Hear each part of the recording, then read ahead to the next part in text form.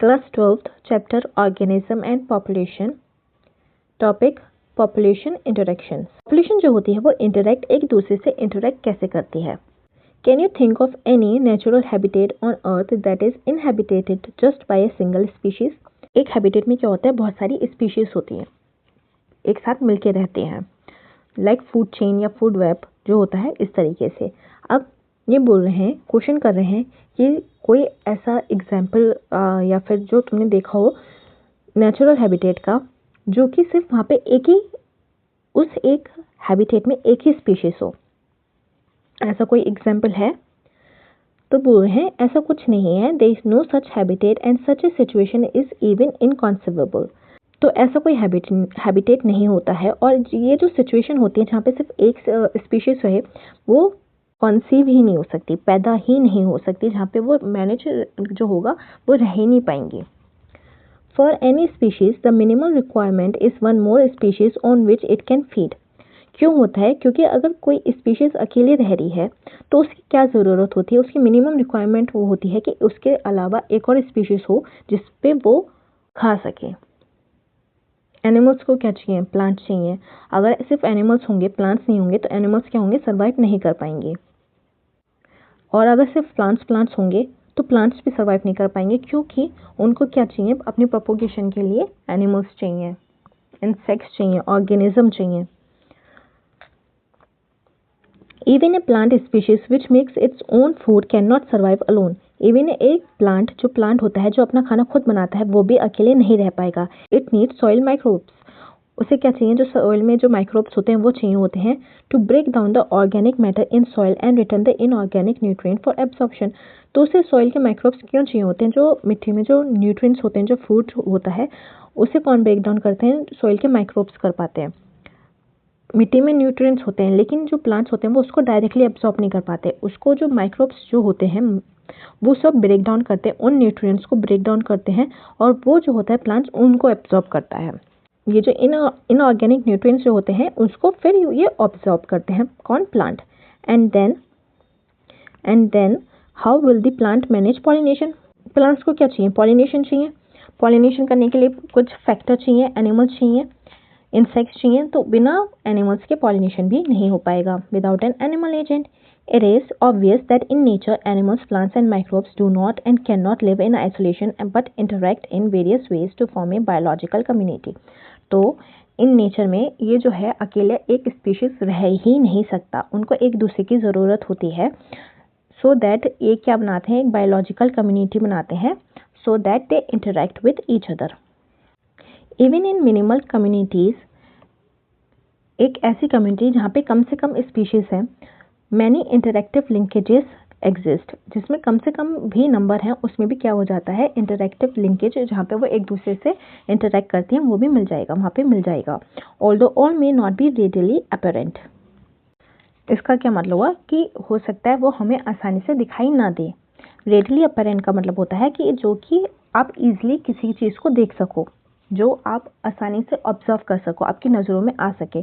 तो यहाँ पे क्या बोल रहे हैं? नॉट, जो कि आप आसानी से, अगर मिनिमल कम्युनिटीज़ हैं जहाँ पे इंटरेक्शन हो रहा है, लेकिन वो हो सकता है, ज़रूरी नहीं है कि आप उसे देख पाओ, उसको ऑब्जर्व कर पाओ, या फिर आपकी वो नज़रों में आ पाए, लेकिन हो रहा है। नज़रों में नहीं आ रहा तो इसका मतलब ये नहीं है कि नहीं हो रहा, हो रहा है वहाँ पे। Interspecific interactions arise from the interaction of population of two different species. Interspecific interaction क्या होता है? जब दो स्पीशीज, डिफरेंट स्पीशीज एक दूसरे से इंटरेक्ट करती हैं। They could be beneficial. अब ये जो इंटरेक्शन हो सकता है वो क्या हो सकता है? बेनिफिशियल भी हो सकता है, डेट्रीमेंटल भी हो सकता है, या न्यूट्रल भी हो सकता है। न्यूट्रल मतलब होता है ना तो किसी को फायदा हो रहा है ना किसी को नुकसान हो रहा है। डेट्रीमेंटल होता है नेगेटिव, नुकसान पहुंच रहा है, to one of the species और बोथ।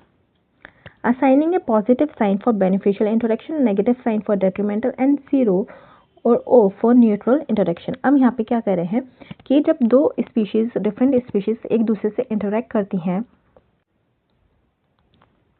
इंटरेक्ट का मतलब यहाँ पे ये है कि जैसे कि प्लांट हो गया, प्लांट में फ्लावर है, एक हनी बी आई है, अब उसे क्या चाहिए?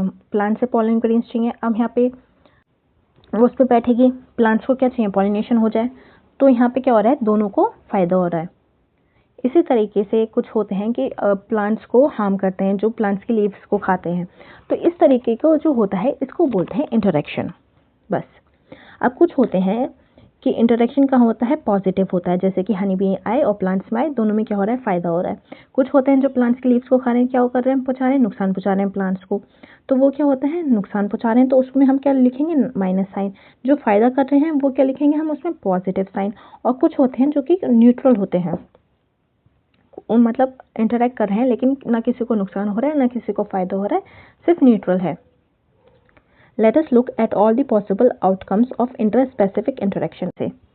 आउटकम क्या होता है इन सब इंटरस्पेसिफिक इंटरेक्शन से। अब यहाँ पे है ये टेबल, स्पीशीज ए, यहाँ है स्पीशीज ए, यहाँ है दूसरी स्पीशीज बी। अब कौन कौन से कितने तरीके के इंटरेक्शन होते हैं। जहाँ पे दोनों को फ़ायदा हो रहा है तो उसे क्या बोलेंगे, म्यूचुअलिज्म। जहाँ पे दोनों को नुकसान हो रहा है उसे क्या बोलेंगे, कंपटीशन। जहाँ पे एक स्पीशीज को फ़ायदा हो रहा है और एक को नुकसान हो रहा है तो उसे क्या बोलेंगे, प्रीडेशन। अब जैसे कि लॉयन है, लॉयन ने किसको खाया, डियर को खाया, तो लॉयन का क्या हुआ, फ़ायदा हुआ। स्पीशीज ए यानी लॉयन, उसको फ़ायदा हुआ। डियर, उसकी लाइफ चली गई, उसके लिए क्या हुआ, नेगेटिव हुआ, डेथ हो गई। तो ये क्या हो जाता है, प्रीडेशन में एक को फ़ायदा होता है, एक को नुकसान होता है। पैरासिटिज्म में सेम है, एक को फ़ायदा होता है, एक को नुकसान होता है। जैसे बॉडी लीज है, वो क्या करती है, खून चूसती है, तो उसको क्या हो रहा है, ब्लड सक कर रही है, तो उसको फ़ायदा है। जिसका ब्लड लॉस हो रहा है उसके लिए तो नुकसान है, पैरासिटिज्म। ऐसे होता है कमेंसलिज्म, इसमें क्या होता है, एक को फ़ायदा होता है लेकिन जो दूसरा होता है उसको कुछ भी नुकसान नहीं होता है, ना तो फ़ायदा होता है, इट्स न्यूट्रल। अब इसमें एक और है एमेंसलिज्म, इसमें क्या होता है, एक को नुकसान होता है और दूसरे को क्या होता है, कुछ भी नहीं होता, न्यूट्रल। तो ये कैटेगरीज हैं किसकी, इंटर स्पेसिफिक इंटरेक्शन की। जब दो स्पीशीज इंटरेक्ट करती हैं तो इनमें से कुछ एक फॉर्म होगा, इस टाइप का एक इंटरेक्शन फॉर्म होगा। Both the species benefit in mutualism, mutualism में क्या होता है, दोनों स्पीशीज को फ़ायदा होता है। कॉम्पिटिशन में क्या होता है, दोनों को ही नुकसान होता है। Both lose in competition in their interaction with each other. In both parasitism and predation only one species benefit parasite and predator respectively, and the interaction is detrimental to the other species host and prey respectively. अब parasite और predator में क्या होता है, जो कि एक को फ़ायदा होता है एक को नुकसान होता है, और फ़ायदा किसको होता है, जो कि पैरासाइट और प्रीडेटर होता है उसको फ़ायदा होता है, और जो होस्ट होता है और जो प्रे होता है उसे क्या होता है, नुकसान होता है। The interaction where one species is benefited and the other is neither benefited nor harmed is called commensalism. यहाँ पे क्या कर रहे हैं, ये जो हमने अभी तक ऊपर ये पढ़ा है उसको डिफाइन कर रहे हैं।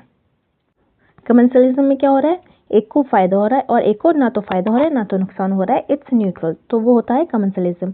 इन एमेंसलिज्म में क्या होता है कि एक स्पीशीज़ क्या होती है, हार्म्ड होती है, नुकसान होता है, और जो दूसरी होती है उससे क्या रहता है, वो अनअफेक्टेड रहती है, न्यूट्रल रहती है। Predation, parasitism and commensalism share a common characteristics. अब ये क्या है, प्रीडेशन, पैरासिटिज्म और कमेंसलिज्म क्या करती है, इनमें एक कॉमन कैरेक्टरिस्टिक्स होती है, वो होता है कि जो इंटरैक्टिंग स्पीशीज होती हैं वो एक साथ मिलके रहती है। तो ये क्या है, यहाँ पे ये जो मिलके जो रहती है ये किस में होता है कि कॉमन कैरेक्टरिस्टिक है किसका, प्रीडेशन, पैरासिटिज्म और कमेंसलिज्म में।